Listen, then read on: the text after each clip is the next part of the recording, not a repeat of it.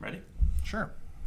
Welcome to the Morning Ramble. I'm Matt, I'm Eric. and today we have a special guest with us. Mm-hmm. Introduce yourself, special guest. And I'm Tad. There he is. He's our resident expert on the Second Amendment, and that's what we're doing today. Yep. Continuing our amendment series, the First Amendment will be in the description. We're going to be going over the Second Amendment today. So let's start with that. All right. This table's small. We need a bigger table. I know, and I can. Yeah, it's tiny, It'll work. and we are not. All right, so we're gonna talk about the Second Amendment, which is very controversial, even though it shouldn't be. Yes. But we will talk about it anyway. All right, I'll just read it here. Put it up on the screen. A well-regulated militia. We're going to come back to all this. Being necessary to the security of a free state, the right of the people to keep and bear arms shall not be infringed. So,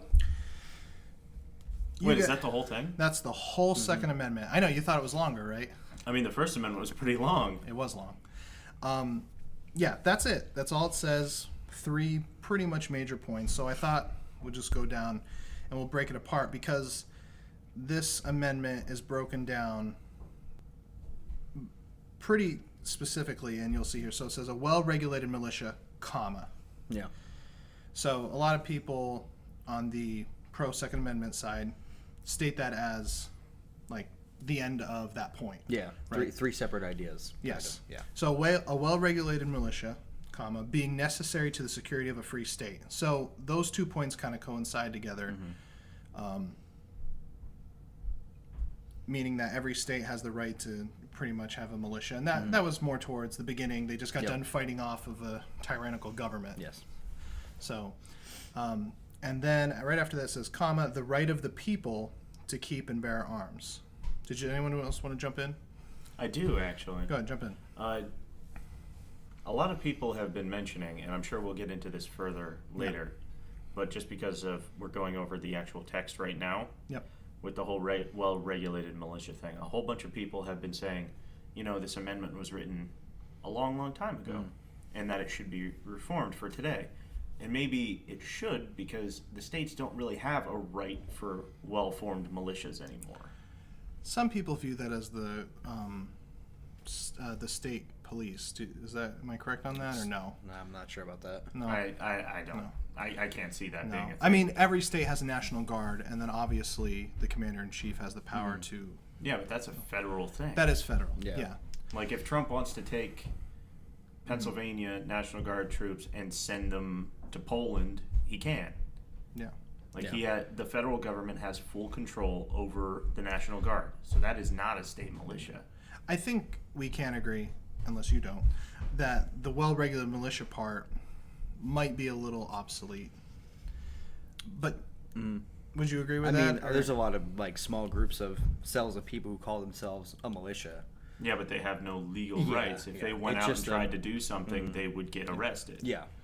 But at the same time, I think, and again, this is a very radical view, but if there ever came a time where there was a tyrannical government, technically the Constitution allows a regulated amount of people to come together to fight against that if they are going against their constitutional rights. Yeah. That's the whole point of the Constitution. But I don't think that's the main part of the argument here. Obviously, the main focus that a lot of people have is this next part. The right of the people to keep and bear arms, comma, shall not be infringed. A lot of people view that as one giant point, and that is part of the militia point, which is false. Yes. Yeah, and I can agree with that. You can, yeah. It's because I think the wording on this, that the founding fathers were not stupid. The right of the people, that is clear as day. Yeah. It says right there, the right of the people to keep and bear arms shall not be infringed. So, And this is where I kind of get confused, because a lot of people, their arguments with mass shootings and stuff like that is with mentally disabled people, or mentally challenged people, people who have mental illnesses that cause them to then do a mass shooting or something like that. Yeah. That is very specific in saying the people, which at that time, when it was written, was white men. Okay. I can agree to that. But yeah, now, absolutely, yeah. it is a very, very wide array The of people people. as in everyone. So Yeah. now, if they're trying to take guns away from people who have mental illnesses, where is the line? Is it depression so that they don't kill themselves? Is it, some sort of mania, like, bipolar disorder or something like that? That I think that there's a lot of arguments with the Second Amendment, and I think that there should be a little more clarity, which is something that we discussed with the First Amendment. Yes. I wouldn't be averse to not a panel that gets full rights to change all of these amendments, but just a panel to review them and be like, let's try to modernize these, and then they could be approved by Congress or something. Yeah, I agree with that, but I think that we would need to have some type of stipulation put in where it needs to be more than just a 50% or a 51% majority. It has to be at least like 75 or 75, above. 80. Yeah, and it would be hard, but I think, and I want to step a little bit back from that mental illness part because I want to come back to it, but it's hard to put that in law. Because mental illness, what do you think? I mean, I know people that have voluntarily put themselves in a ward because they were so depressed, but they also own a firearm, but they're okay now. Yeah. So, should we take their guns away? I mean, I don't think so. I think when you, if a person's that depressed and they're already in that state of mind, and then you go ahead and you take firearms off them, you're saying, I can't trust you to have this, so I'm going to save you from yourself. That could be negative towards them, So not all cases are the same in that instance. And putting one blanket statement, like everyone who has this particular form of mental illness and has had it 3 years ago or something like that, putting that kind of blanket statement on it, I don't think that makes any sense. No.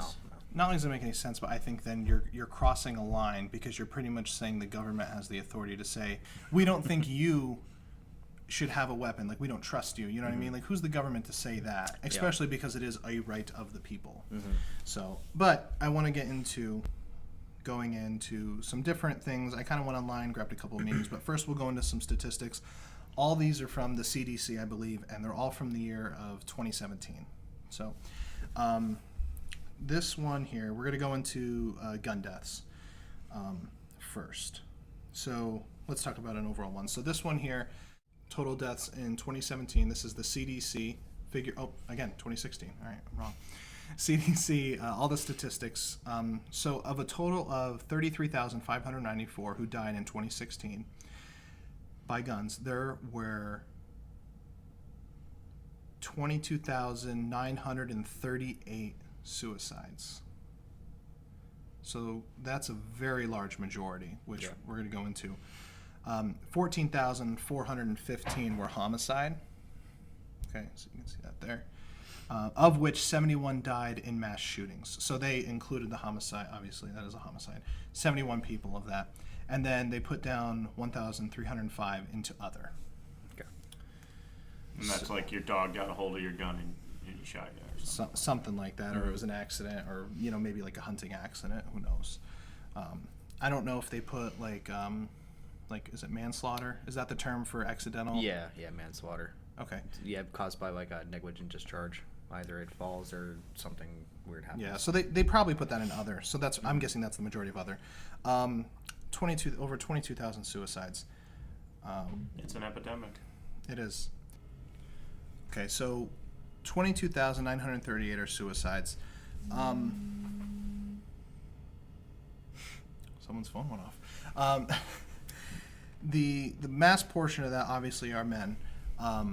One of the points that I've heard Jordan B. I heard this from Jordan B. Peterson.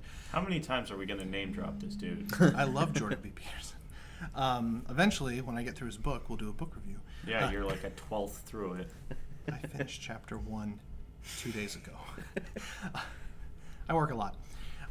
So he said women think about suicide more than men, but men commit suicide more because they're willing to use lethal force, which I think is a factual statement. I think that's pretty common. So the question I guess a lot of people bring up, though, is restricting guns to the people a valid argument just to prevent suicide? I mean, killing a human isn't hard. Yeah. It's really not. Yeah. If you're going to do it, you're going to do it. You're going to find a way. Yeah. Yeah. And I don't think that just because someone. I mean, By the way, for anybody who's like questioning our validity, just being 3 guys, I'm chronically depressed, and I've gone through that. So, a little bit of validation there. I am not, but I read things. But yeah, I'm sure you would agree. It's, if they're gonna do it, they're gonna do it. Yeah, and as we could see, cars commit more deaths than guns. So you could just get in your car and floor it into the river. Yeah. I mean, it's gonna happen. Yeah. All right. So getting out of that, 71 which are mass shootings. Mass shootings are absolutely horrible. I don't think we need to say that. Yeah. It's horrifying, especially when it's in schools. We see a lot of stories about. We talked about what was that gym teacher? Mm-hmm. He just charged the guy. Yeah. How many rounds did he take? 6. Like 6 rounds, and survived. But that's like your best option, especially when you're unarmed in the school. But 71 died in mass shootings. That is a blip of a blip as far as the gun violence. I would say the overwhelming majority of these is suicides, and I would probably say, I don't know, is this racist to say? I would probably say like racial conflicts, like gangland violence, like stuff. Chicago. Yeah. I would say that kind of stuff. Yeah, I would say that's fair. So I don't know, but I think it is a crime to try to overlook mass shootings. Now, one statistic that I saw a couple days ago, and I didn't save it because I'm an idiot, was that after Columbine, which, as we well know, is one of the first major mass shootings in a school, absolutely terrible event. After that, literally tens of thousands of school police were hired. The reason for that was to help curb this problem. And since then, they have stopped nothing. So what is... You said they stopped nothing? They've stopped no major school shootings. Now, I'm sure that they've stopped people coming into schools and stuff like that. I'm not saying that they've done nothing. It's just that kind of works in favor of the Second Amendment, because if that doesn't stop it, what could possibly stop it? Taking away people's guns, that's not going to stop it, because especially in today's society where you can literally print a gun with a printer. Yeah. I mean, those guns are pretty... Single shot. Yeah, but what is to stop somebody? I mean, in 10 years, where might we be with those 3D printers? It's going to be insane. Yeah. And at some point, they're going to get stronger things. I know that you can 3D print in carbon fiber, which is one of the strongest materials, actually the strongest material. Yeah. So, as time goes on, access to deadly weapons is just going to increase regardless of laws in place. I agree, and I think that this is, to me it's black and white. People who are evil will commit evil acts. I know that sounds ignorant, but to me I've talked to a lot of my relatives about this. People are going to, if they want to do harm, they're going to find a way, in my opinion. Just to stop looking at this in the past and look at this in the present, there are over 3 million weapons, I think. Do you know the number? Sounds about right. Over 3 million guns in the country. What are you going to do short of repealing the Second Amendment to stop these? Because there's no amount of bump stocks that you can... I know you were talking about this. Yeah. You're not too happy about that. No.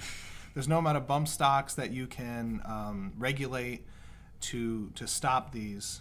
And so then the argument to that is, well, we can't just do nothing. But the thing is short of hiring armed guards, which to me that's kind of where I stand by, because people are going to commit evil crimes. I mean, I work in retail. I'm not armed. There is nothing stopping someone from walking into that store and start shooting it up, and that goes across the whole entire country. Yet it's not like it's an epidemic. I mean, it is an epidemic, but it's not at the same time compared to how many weapons are in the country. That's the way that I view it. Like, think about how many weapons are in the country, and it's. I mean, this is one of those things, like you said. You just said, And Ted, feel free to jump in Yeah. at any point. You said that, short of hiring guards and stuff like that, if indeed the Second Amendment were repealed, Mhm. you would have to hire more police, more military figures, Mhm. because the whole argument that a lot of people have is only people who are checked by these rules should have guns. But now you're literally outlawing guns, so now these people who are hired to have guns are now cracking down on people who have guns illegally. Meanwhile, you're going to end up spending about the same amount of effort if you just hire more guards for schools. Yeah, I do think that schools should have metal detectors. I do. That's It's hard, and I know that it feels like a breach of privacy for kids, but they're minors. Your kids. That's the way I view it. They're minors. What are you hiding? Yeah. A note from your friend Sally. I don't know. Yeah. What you're, Yeah, I don't know what you're you shouldn't hiding. you shouldn't be coming into school with any sort of deadly weapon. It is against the rules. It's Zero Yeah. tolerance policies in every So- school district nowadays. But then we have to reach the argument with cutting down school funding, because if we cut down school funding, then where's the money coming for these? Yeah. So it's not just a problem with the Second Amendment; it's a problem with many things. Yeah. So people just blindly saying that, hey, this has got to go, have to look at the whole picture. Yeah. Yeah. I want to. Yeah, it's such a hard subject, especially when it comes to schools, because it's kind of like, do you want guns in there, even if it's by teachers? Like, then some people think like, oh, now kids have access to guns. What if a teacher's being negligent? But I want to swing over to. I don't think it should be teachers. That's a stupid idea. I do agree. I know you disagree. Yes. Yeah. Because the way I feel, any citizen who wants to, if you want to put classes up that train teachers how to be more proficient with it, like, I don't think you should give a teacher a box of chalk and a Glock and say, go to school. You don't think it should be mandatory? Yeah, like, no, you no. have Like, to have a you gun. should be able to like opt into it, and if you want to like put any kind of training, like from the state police or anything, and if they want to do that, they should be allowed to. If it was a required thing that they get training, I can accept that. Yeah. How about like? But if it is mandatory Oh yeah. for people, I completely disagree Yeah. with that. And But if these are trained people, Yeah. I'm fine with that. I would say any teacher who would just want to be allowed to carry, like if there's any, things they had to go through, I'm sure they would do that to be allowed to carry. I think it should be similar to how teachers maintain their degree. We know a lot of teachers, they have to have a certain amount of requirements of credits every year to maintain their degree. I think that you need to have a certain amount of hours of either training, practice, or just safety courses with the state and local police to maintain that fire weapon in not as a person, obviously, that I don't think that should be as an individual, but in your job and profession, since you're with minors. And I think that's completely valid, and I don't see that as such a radical idea. I'm more on the side of armed guards, because I feel like they can be hired by a third party. I feel like then the school doesn't have to manage that education for their teachers. They can focus on education and learning. They can hire this third party security, and then they can focus on the security of the school and how they're going to deal with that. That's difficult with third party, though. Well, I mean, there's a lot of different security. I know my one job, we have security guards 24/7 in the building. I don't think they're armed, but I could be wrong. They do perimeter walks, but they're not hired by the company. They're hired by a third party outlet that they secure different buildings. And that way it's the main focus. And I know, and it's debatable, but I don't think there's a solution that will make everyone happy. No. Yeah. Absolutely not. I mean, there rarely is with anything. Yeah. Yeah. So I'm skimming over these tweets that I got. They're actually a little silly because we're having a pretty good discussion right now, and these are just nonsense. But I'm going to read them anyway. This comes from Stupid Awful Shootings. These are all replied to NRA. I didn't even look at where they came from, but I typed in hashtag gun control, and this is what I got. So it says, yes, indeed, our hashtag freedom to kill is more important than anybody else's hashtag freedom to live unmaimed. Remember, anybody with a firearm is a well-regulated militia, quote unquote. That's a stupid tweet, in my opinion. So, because they're saying, and this is though, I know you're not on this, and well, none of us are, but like a lot of people view the Second Amendment as, it's just giving guns to well-regulated militias, not individual people. Which, if you understand words and can read, it says the right of the people.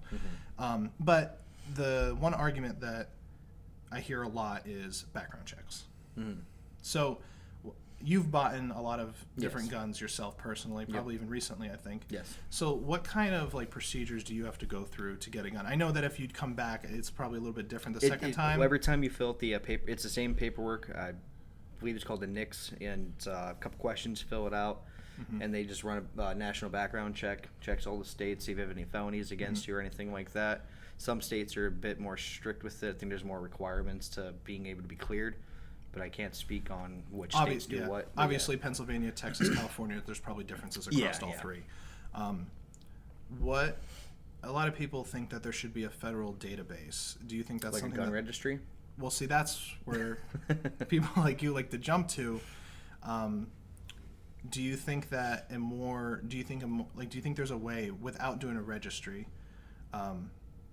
I know I'm against a gun registry, which I actually wasn't at first until I talked to you. Because can you please explain what a gun registry is? Yeah, I will. So a gun registry, and you might be able to make the point a little bit clearer, but basically my rule of thought was people want a federal background check across state lines, which I am totally for universal gun laws across state lines. I don't think you should have to get different concealed permits in different states. I'm guessing you agree. Yeah, that's actually a bill that's sitting there now waiting to be passed, national reciprocity. So concealed carry. So your permit will be able to go. Yeah, so into neighbor so states. if it were to go through, my permit's good in 49 states. Okay. So I could go anywhere and conceal my firearm. Wait, what state is it not good in? It depends on the state. Like for Pennsylvania, New Jersey doesn't recognize it, California doesn't. Like there's a whole bunch. That's currently. I think you were talking about the bill, right? Yeah. What's the 50th state? Oh, for the bill. So when that bill goes through, is it Alaska? What's that? That 50th state. You said 49 states. Oh, I misspoke. Oh, so it would be all the states. 49 that's other that's states. the bill is projected to all states. states. 49 other states. Okay, so I thought Alaska was like holding out or something like that. I think it'd be more Hawaii that would hold out. Actually, probably California. Yeah, I was gonna say California or New York. It's always California. Yeah. Who wants to go there? Rich people. So yeah, a lot of people say they think a federal background check as far as like universal. And I know we talked about this briefly, and you made it clear to me that the only way that would be possible is if there was a universal gun registry. So meaning that when you purchase a gun, your name, your address, whatever, your information goes in. Eric Thomas owns Glock, whatever. Yeah. You know what I mean? Tad owns this, and then the list goes on. And at first, my first thought was like, what's the big deal of that? And then if we ever do get the tyrannical government that we're so worried about, they have a list. You have this. We know you have this. If it was transferred, we'd have a paper trail to follow where it went to. Are we worried about a tyrannical government? I mean, you can never not be worried. I mean, no. I'm not hating on the idea Yeah. of a possible tyrannical government, but literally, if we don't have a tyrannical government, I can only see positives with that. Can you imagine how much easier that would make crimes? You know what? I agree with you, but it wasn't so much the tyrannical government part that turned me when you said that. It was more so the idea that, there's a lot of talk, like you remember the Patriot Act that went in after 2001, NSA, pretty much, it was later found out that they were pretty much just hoarding data. Yeah. Listening to everyone and everything. I don't like the idea that the government has this list that's like, oh, here's a list of everyone in Luzerne County. Here's all the weapons that are owned by this person. I have a feeling that, and again, this might be you can tell me if you think this is a pretty radical view, but like, let's say a crime is committed and they know, well, we know it's this weapon. You know what I mean? Yeah. but we don't know. We don't have the weapon. You know what I mean? We don't know who is there. Okay, let's look at this registry. Who has this gun? Yeah. I feel like assumptions can be made, and I feel like if something like that could be, I mean, I feel like it could be helpful as well, but I also feel like it's an invasion of privacy, and I think that we can have some pretty bad conclusions come out, because we already have a lot of false convictions already in this country. I mean, and when you start drawing lines, do you see what I mean? Like I can sort of see what you mean, but I can only see better than good, because if they have no leads, and this gives them a lead. That's true too. If the gun's missing or something like that, and they have an alibi or something like that, the due process will still exist. But we're kind of going off on a little bit of a tangent here. Well, but this is. But I do think this is an important thing to think about, because yes, I totally see your point. Yeah. If things go crazy south here, the government could have a huge weapon against us. But I also, I love our government. Yeah. I'm not a super trusting person of our government, but I really do think that if we all band together, we can make this country an amazing place to live and safeguard that.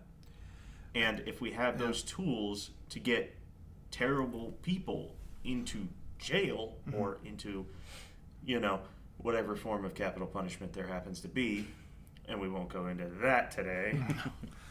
No, that's too deep. Guillotine. I can only see it. I can only see a positive there. And No.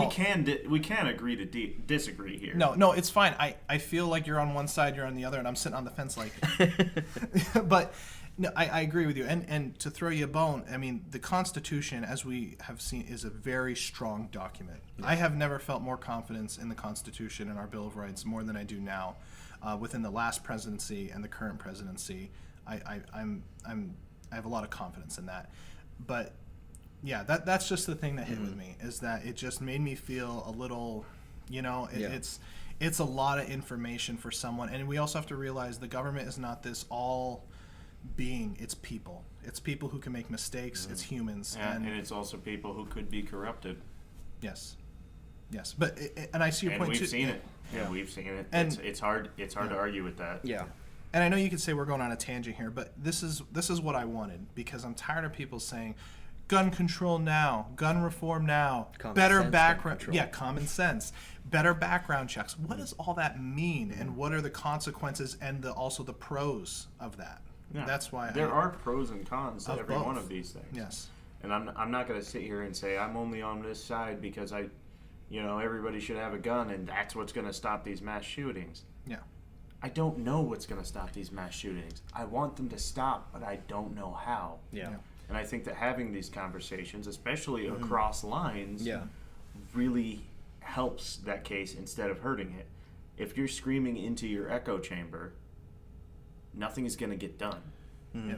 I do feel, though, I am very pro state rights, but this is one issue where I feel that there needs to be a federal law across the states, not so much reform or regulations, but more so just the rule of law. You know what I mean? Yeah. Like, so concealed carry, I don't think that should be a state thing. If you have a permit if you have obtained a permit to conceal carry, I don't think that just because you're in Pittsburgh and you decide to go to Cincinnati, you can't have your gun now. Yeah. To me, that's not a constitutional right. And at the same time, I do feel like there needs to be background checks that are better accessible. It just seems so often that we hear these mass shootings, and then all of a sudden, like a week later, comes out, well, the FBI actually was kind of checking this person out. Yeah. It's like, what in the world is happening? Yeah, but it's like the FBI was kind of checking this person out. If that person had gotten arrested, not done that, they could have easily been a martyr for people, invasion of privacy and stuff like that. That's true. It's kind of like the premise of that one movie. I don't remember what it is, but like they can predict what's Minority Report. I was about to say that, Explain that, because I haven't seen it. Minority. I actually watched it fairly recently. Minority Report. I watch all the movies. Minority Report. Tom Cruise. Basically, I don't know what year it's based in. Probably 2018, because it's a little bit of a movie.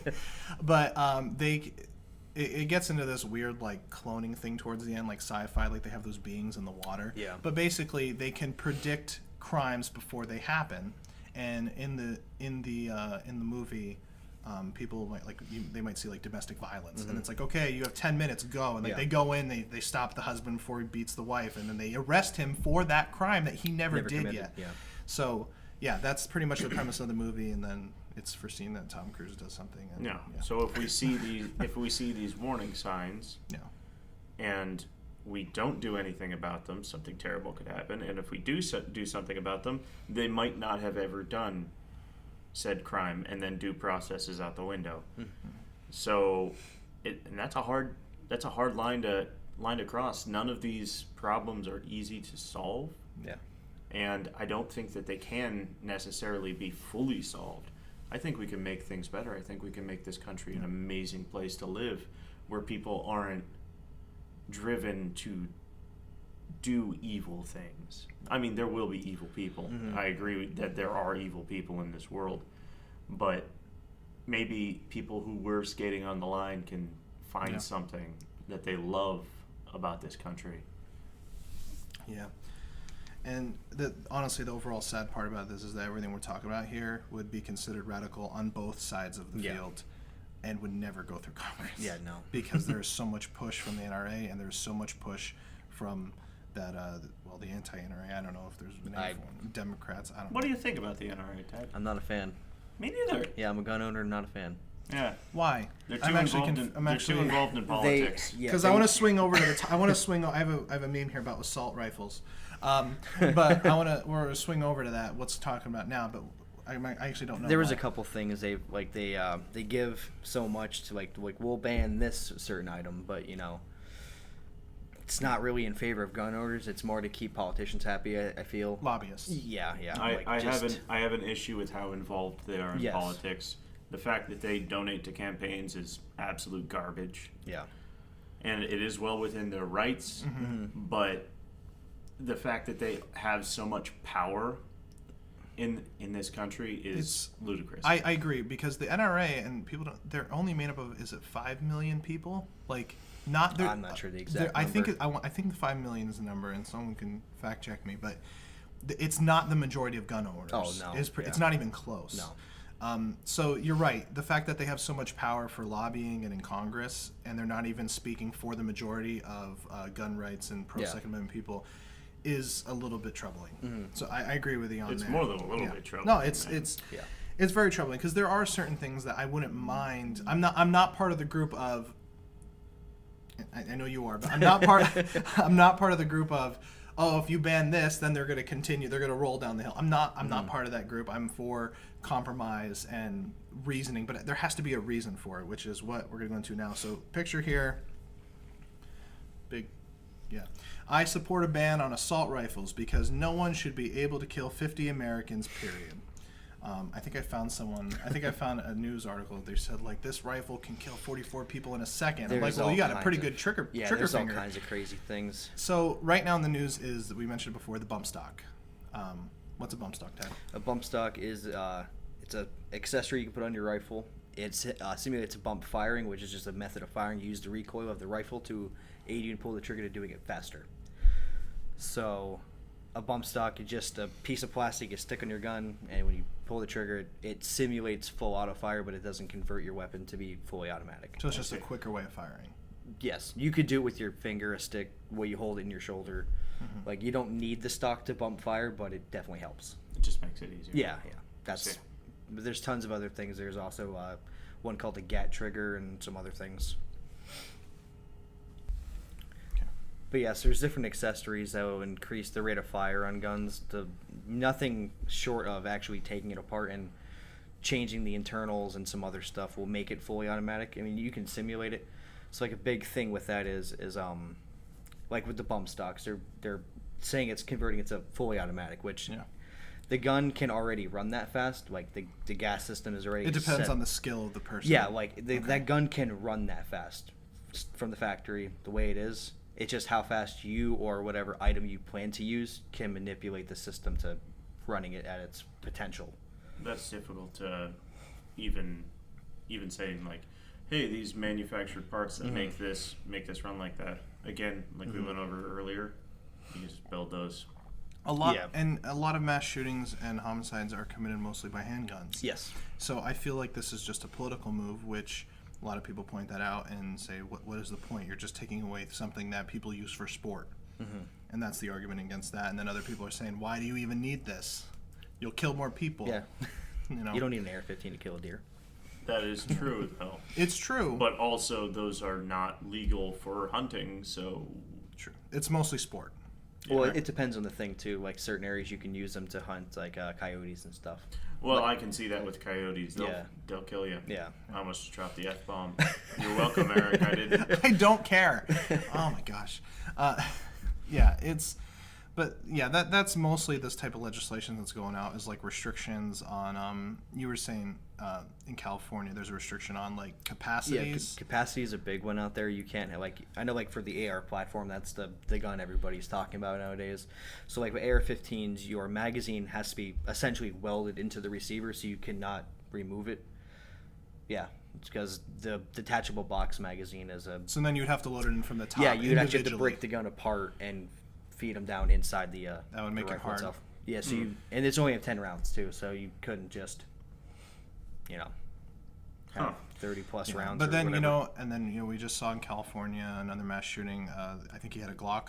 Yeah, that's what I heard. And how many rounds would that hold? It's a standard magazine. 45, so I think maybe 10, maybe a couple 10 more. rounds, and I think 12 people died, and multiple people got injured. So he probably had a second magazine, or a few. Yeah. Yeah.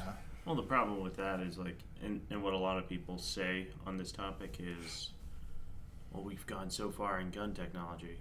We've had huge magazines for like a long time.